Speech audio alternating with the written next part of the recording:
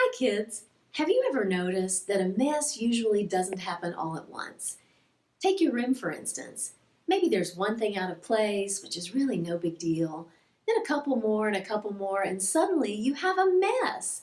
Maybe even a pigsty, which is the title of the book I'm going to read today. It's one of my favorites by Mark Teague. Monday afternoon, Wendell Foltz's mother told him to clean his room. "It's turning into a pigsty," she said. Wendell went upstairs. Much to his surprise, a large pig was sitting on his bed.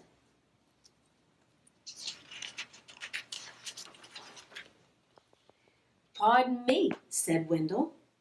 He shoved some toys into his closet, but the pig didn't seem to mind the mess, and Wendell found that he didn't mind the pig either. He decided to take a break. When Wendell's mother came to look at his room, the pig was hiding, but the mess was still there. She threw up her hands. "Okay, Wendell," she said, "if you want to live in a pigsty, that's up to you." Wendell could hardly believe his luck. Now I can live however I want. He didn't even worry when he came home when he came home on Tuesday and found a second pig in his room. The mess had grown a bit worse, but he was able to jam most of it under his bed. "Pigs are all right," he said, "as long as they're just one or two." In fact, they had a wonderful time.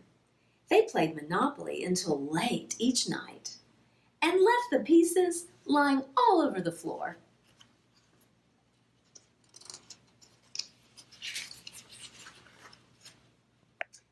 They had paper airplane wars and pillow fights. The bed became a trampoline. Then 2 more pigs showed up.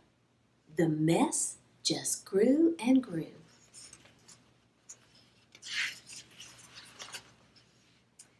That night when Wendell went to bed, the pigs were lying everywhere. They rolled up in his blankets and hogged his pillows too. Wendell told himself he didn't mind, but then he found hoof prints on his comic books.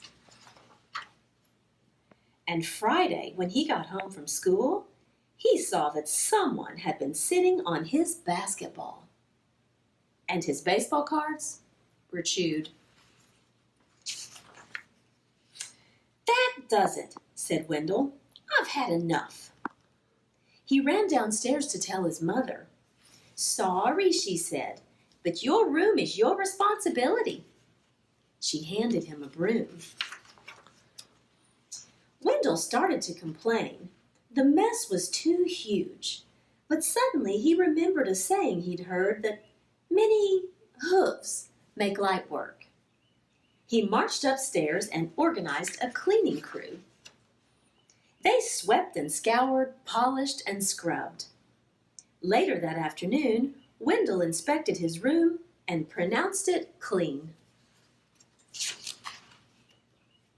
In fact, it was a bit too clean from a pig's point of view. So while Wendell inspected, the pigs prepared to go home.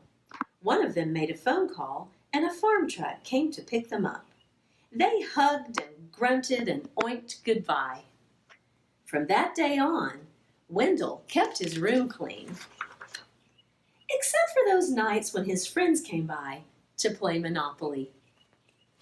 The end.